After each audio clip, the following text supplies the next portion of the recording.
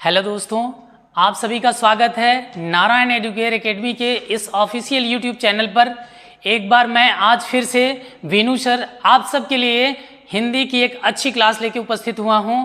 और जैसा कि पिछले वीडियो में हम लोग चर्चा किए थे, हम आपको बताए थे कहां से कहां तक चले थे। पिछले वीडियो में हम वर्णमाला की क्लास शुरू किए थे जिसमें पूरा नहीं हो पाया था। हम वर्णमाला की क्लास स्टार्ट किए थे जिसमें पूरा नहीं हो पाया था, जिसमें हम बताए थे सबसे पहले सबसे छोटी इकाई क्या होती है भाषा की, वर्ण होती है। भाषा की सबसे छोटी इकाई क्या होती है, वर्ण होती है। देखिए अच्छे से समझ में आए ताकि हम एक एक वर्ड को दोबारा से रिपीट करेंगे, इसमें कोई समस्या नहीं होगी आपको।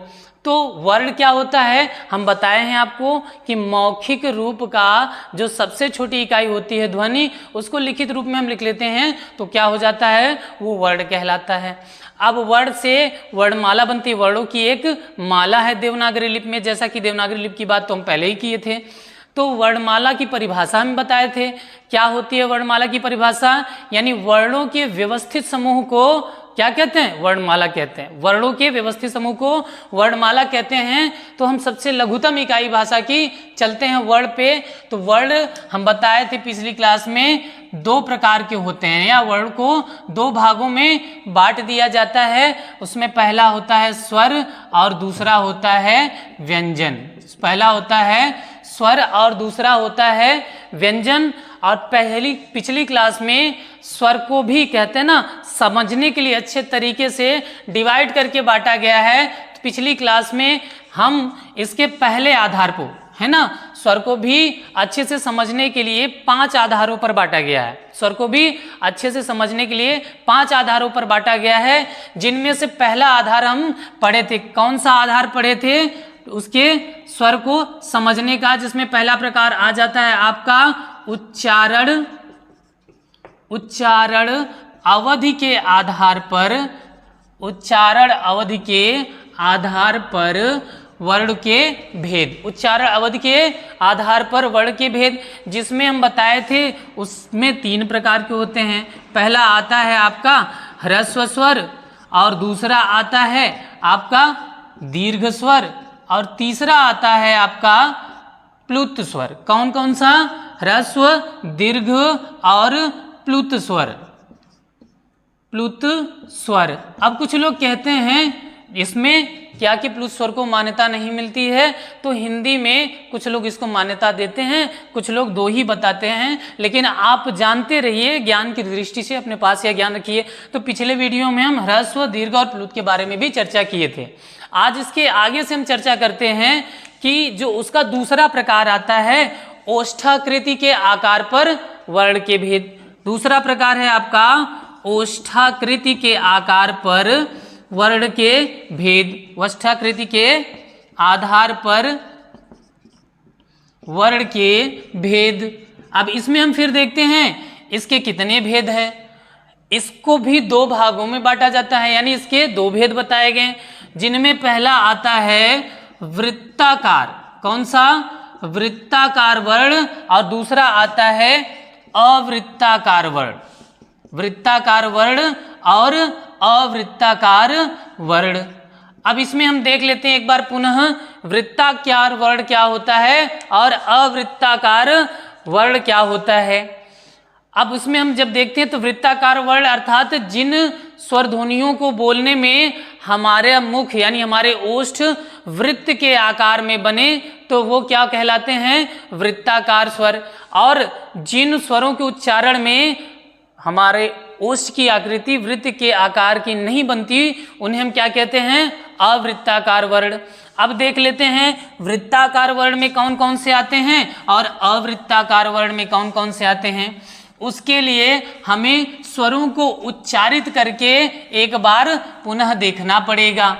उच्चारित करने का मतलब, जैसे हम पहला मान लेते हैं वृत्ताकार, वृत्ताकार, और दूसरा मान लेते हैं हम अवृत्ताकार, दूसरा मान लेते हैं अवृत्ताकार। इसमें जब हम देखते हैं वृत्ताकार, यानी जब हम स्वर को उच्चारित, देखिए उच्चारित करके देखिए, अ नहीं हुआ, आ नहीं हुआ, ई नहीं हुआ, ई नहीं हुआ, उ हो रहा है, उ हो रहा है। ठीक, अब देखिए हम उ और उ लिख लिए। इसके बाद री नहीं हुआ, ए नहीं हुआ, आई नहीं हुआ, ओ हुआ, औ हुआ, यानी इसके बाद ओ औ। ये हमारे 4 हो गए कौन से स्वर? वृत्ताकार स्वर। कैसे स्वर हो गए? वृत्ताकार, क्योंकि इनके उच्चारण में हमारे ओष्ठ की आकृति गोल हो रही, वृत्ताकार हो रही है। बाकी जितने स्वर बच्चे हमारे सब किस में आते हैं? अवृत्ताकार में। तो कौन कौन से आ जाएंगे? आपका आ जाएगा अ, आ, ई, इसके बाद उ तो इसमें आ गए, री हमारा हो गया, इसके बाद आ गया ए, आई, बाकी ओ औ तो हमारे वृत्ताकार में हो गए, यानी 4 हमारे ये हो गए। और इसके बाद बचे हमारे स्वर कितने? 7 स्वर इसमें आ गए अवृत्ताकार में। फिर हम देखते हैं इसके बाद स्वर को बांटा गया है तीसरे भाग में, यानी तीसरा प्रकार बताया जाता है। तीसरा प्रकार क्या आता है भैया? हम देख लेते हैं। उसमें तीसरा बताया गया स्वर को समझने के लिए आपके जिह्वा प्रयत्न के आधार पर वर्ण के भेद, यानी जिह्वा प्रयत्न के आधार पर स्वर वर्ण के भेद हम देख लेते हैं। जिह्वा प्रयत्न के आधार पर या जिह्वा प्रयत्न के आधार पर स्वर वर्ण के भेद, स्वर वर्ण के भेद। तो इसमें जिह्वा प्रयत्न के आधार पर स्वर वर्ण के भेद जो हैं वो 3 बताए गए। वो 3 बताए गए, जिनमें पहला आता है अग्र, और दूसरा आता है मध्य, और तीसरा आता है आपका पश्च। अग्र, मध्य और पश्च।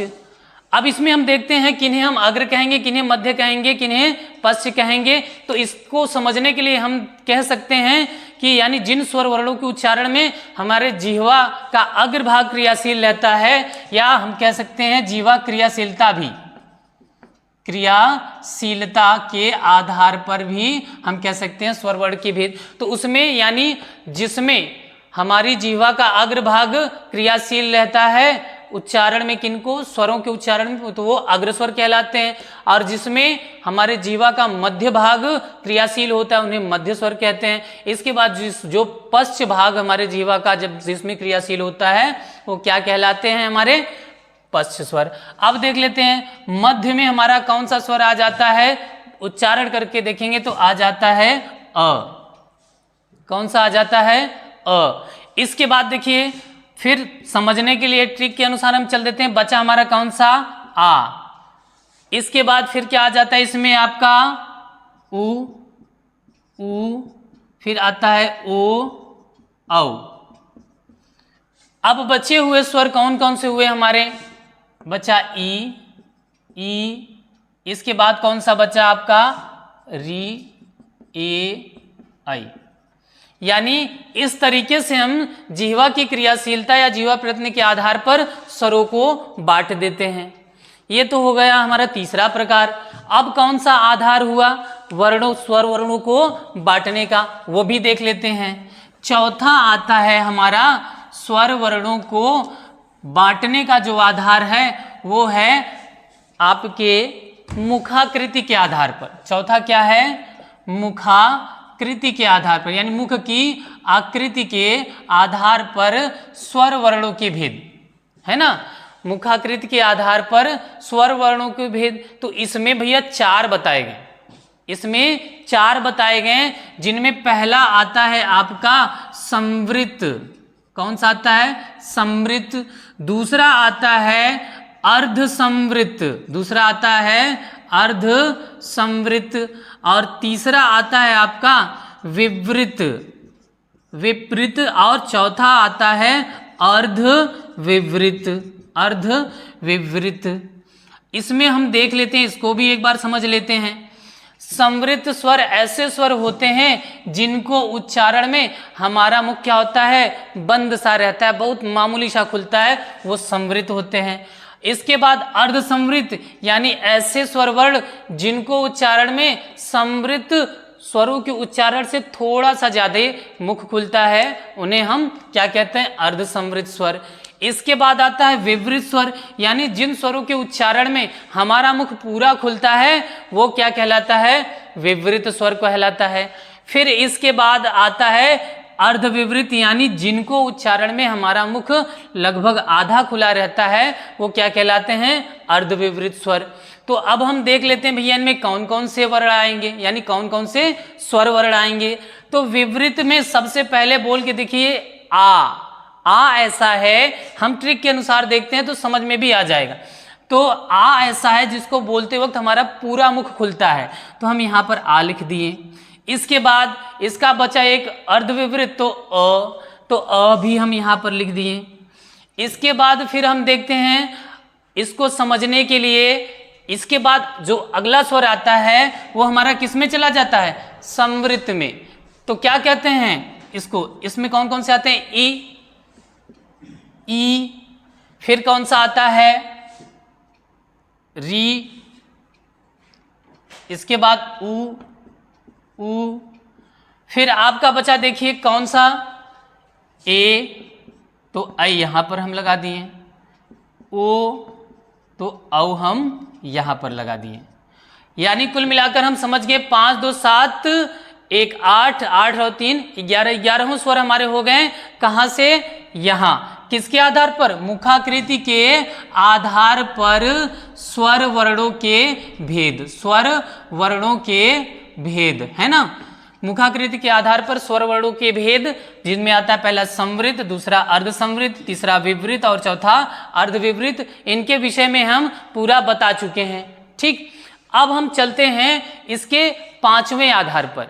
अब हम चलते हैं इसके पांचवें आधार पर, यानी स्वर वर्ण को जो बांटा गया उसका पांचवा आधार क्या होता है, उसका पांचवा आधार क्या होता है। तो इसमें हम देख लेते हैं पुनः, पांचवा आधार आता है हमारा नासिका के आधार पर, नासिका के आधार पर, नासिका के आधार पर स्वर वर्णों के भेद, स्वर वर्णों के भेद, यानी नासिका के आधार पर स्वर वर्णों के भेद। तो इसमें भी 2 प्रकार से बांटे गए, यानी इसके भी 2 भेद हैं। कौन कौन से, उसमें पहला आ जाता है आपका कौन सा, निर्नुनासिक, निर्नुनासिक, निर्नुनासिक, और दूसरा आ जाता है आपका अनुनासिक, अनुनासिक, जिसे एक और नाम से जाना जाता है सानुनासिक, यानी अनुनासिक के साथ सानुनासिक। अब देखिए इसमें निर्नुनासिक यानी ऐसे स्वर वर्ण जिनको उच्चारित करने में अनुनासिक का उपयोग नहीं था। कुल मिलाकर हम यह कह सकते हैं, पहले समझ लेते हैं अनुनासिक क्या होता है। यानी जिनको उच्चारण में हमारे मुख और नासिका दोनों से प्राणवायु निकले तो वो क्या कहलाते हैं, एक तरह से अनुनासिक वर्ण। तो अनुनासिक वर्ण को हम समझ गए। जैसे देखिए हमारे हिंदी वर्णमाला में एक आता है अन, जिसे हम अनुस्वार कहते हैं, और कहीं कहीं आता है ऐसा लगा हुआ, जिसे हम क्या कहते हैं, साधारण भाषा में चंद्रबिंदु कहते हैं, वैसे क्या कहते हैं, अनुनासिक कहते हैं। तो अगर हम अच्छे से समझें तो हमारे जितने स्वर हैं, एक तरह से हम कह सकते हैं हमारे जितने स्वर हैं वो सभी क्या हैं, निर्नुनासिक हैं। यानी सभी स्वर हमारे क्या हैं, निर्नुनासिक हैं। कौन, सभी स्वर। इसके बाद हम देखते हैं बचा, तब कहेंगे अनुनासिक क्या है। अनुनासिक यानी बाकी स्वरों पर यदि हम, जैसे हम पहले स्वर लिख लेते हैं अ, आ, ई, उ, री, ए, आई, ओ, औ। अब इसमें हम देखते हैं यदि इनके ऊपर जैसे हम चंद्रबिंदु लगाते चले जाएं तो यही क्या होंगे, आपके अनुनासिक होंगे। लेकिन एक समस्या थोड़ी आती है, कुछ ऐसे स्वर वर्ण हैं जिनके ऊपर क्या है, मात्रा चिन्ह है, तो इनके साथ हम चंद्रबिंदु यानी अनुनासिक का प्रयोग नहीं कर सकते। तो वहां पर हम अनुस्वार की तरह उसका चिन्ह लगाएंगे, लेकिन उच्चारित करते समय हम क्या लिखेंगे हमेशा, या उच्चारित करते समय हमेशा क्या बोलेंगे, अनुनासिक के जैसे, यानी मुख और नाक से हवा हमारे निकलती है, इस तरीके से हम क्या करेंगे, लगाते हुए चल देंगे। ठीक, आशा करते हैं आप सब समझ गए होंगे कि स्वरों को कितने भागों में बांटा गया, यानी 5 आधारों पर स्वरों को बांटा गया, पूरी तरह से समझने के लिए, पूरी तरह से समझने के लिए, जिनमें पहला आपका हम बताए थे आपको कौन सा हो जाता है, हमारा पहला प्रकार हो जाता है उच्चारण अवधि के आधार पर स्वर वर्ण के भेद, या ना उच्चारण अवधि के आधार पर स्वर वर्ण के भेद। ठीक, यानी यहाँ पर हम लिख भी सकते हैं स्वर वर्णों को 5 आधारों पर बांटा गया। ठीक, स्वर वर्णों को 5 आधारों पर बांटा गया, जिनमें हम पहला देखते हैं उच्चारण अवधि के आधार पर कौन कौन से हम बताए थे, जिनमें पहला बताए थे आपका ह्रस्व स्वर, और दूसरा बताए थे आपका दीर्घ स्वर, और तीसरा बताए थे आपका प्लुत स्वर, है ना। इसके बाद दूसरे स्थान पे हम बताए थे आपका ओष्ठाकृति के आधार पर स्वर वर्ण के भेद। तो इसमें बताए थे पहला वृत्ताकार और दूसरा बताए थे अवृत्ताकार। तीसरा आधार बताए थे हम जिह्वा, जिह्वा प्रयत्न या जिह्वा के, यही लिख देते हैं प्रयत्न ताकि आप समझ सकें, के आधार पर स्वर्ण की भेद। तो इसमें बताए थे 3 भेद बताए गए, पहला अग्र और दूसरा आपका मध्य और तीसरा आपका पश्च, है ना। इसके बाद चौथा बताए आपका हम मुखाकृति के आधार पर, है ना, स्वर वर्ण के भेद। तो इसमें हम बताए थे 4 प्रकार, जिनमें पहला आपका आता था संवृत स्वर, और दूसरा बताए थे अर्ध संवृत स्वर, तीसरा बताए थे आपका विवृत, और चौथा बताए थे अर्ध विवृत। ये हो गए। और 5वां आधार जैसा कि भी हमने बताया अनुनासिक के आधार